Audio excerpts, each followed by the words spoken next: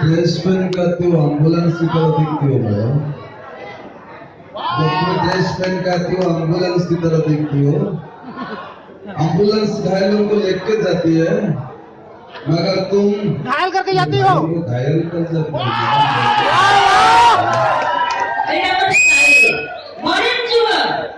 ठीक है, कोई बात नहीं है, मॉडर्न सोसाइटी का मॉडर्न स्टाइल है, मेरे को मालूम है। लेकिन एक सादा सीधा लड़का को पकड़ना फिर छोड़ देना, बर्बाद कर देना, अमानुष जानवर बना देना, ये है आजकल की दुनिया में मॉडर्न सोसाइटी, मॉडर्न गाँव का ये ड्यूटी है मैडम, धोखाबाज का ड्यूटी। एक सादा सीधा लड़का को पकड़ना फिर भी छोड़ देना, बर्बाद अमानुष जानवर बना देना, आजकल की मॉडर्न सोसाइटी में धोखा देने वाली का आदत है।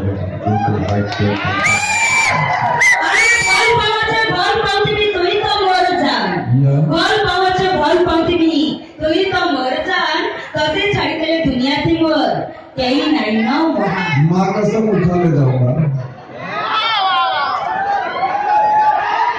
उठा ले जाऊंगा तुझको। कब तक छुपोगे तुम घर के अंदर में?